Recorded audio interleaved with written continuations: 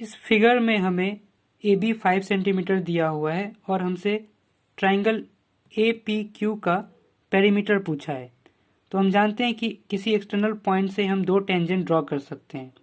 तो हमने दो टेंजेंट ड्रॉ किया, एक ए बी, दूसरा ए सी। ये हमें गिवन है, ये टेंजेंट बना हुआ है ए बी और ए सी, क्योंकि टेंजेंट का जो डिस्टेंस होता है वो इक्वल होता है। किसी एक्सटर्नल पॉइंट से जब हम टेंजेंट ड्रॉ करते हैं दोनों का डिस्टेंस इक्वल होता है। तो जितना ए बी होगा उतना ही ए सी होगा। हमसे कहा ए बी 5 सेंटीमीटर है, तो हम समझ गए कि ए सी भी 5 सेंटीमीटर ही होगा, है ना। तो उसी तरह अब पी भी एक्सटर्नल पॉइंट है, तो यहाँ से भी दो टेंजेंट ड्रॉ है, पी बी और ये वाला पॉइंट। इसको कुछ नाम दे देते हैं, इसको एस मान लेते हैं। तो जैसे ए से एक्सटर्नल पॉइंट है उसी तरह पी भी एक्सटर्नल पॉइंट है, तो पी से दो टेंजेंट ड्रॉ हुआ, पी बी और पी एस।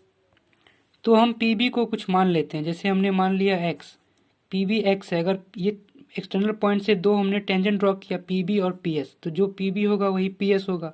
अगर ये एक्स है तो ये भी एक्स होगा, है ना, क्योंकि एक्सटर्नल पॉइंट है, दो टेंजेंट ड्रॉ हुआ है। एक्सटर्नल पॉइंट से जो भी टेंजेंट ड्रॉ होगा उसकी डिस्टेंस सेम होगी। पी बी इक्वल है ए सी के, ए बी इक्वल है ए सी के, उसी तरह पी बी इक्वल है पी एस के, क्योंकि ये भी टेंजेंट है दोनों, पी एस और पी बी।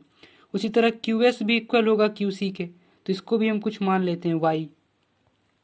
अब क्यू एक्सटर्नल पॉइंट है, यहाँ से दो टेंजेंट ड्रॉ हुआ, क्यू एस और क्यू सी, है ना। तो क्यू एस को हम अगर वाई कहते हैं तो क्यू सी भी वाई हो जाएगा, है ना, क्योंकि दोनों तो टेंजेंट है, सेम होगा डिस्टेंस इसका।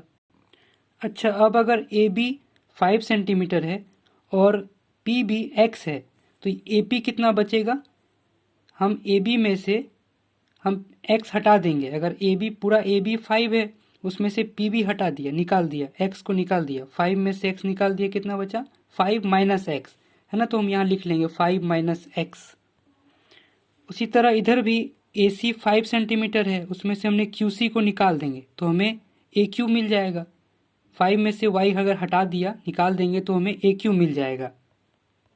तो ए क्यू हमें मिल गया 5 माइनस वाई, इसमें से y निकाल दिया। उसी तरह ए पी, ए क्यू और हमें पी क्यू, ये सबकी वैल्यू हमें पता चल गई। तो हम इस वैल्यू को हम पेरीमीटर निकाल सकते हैं यहाँ से।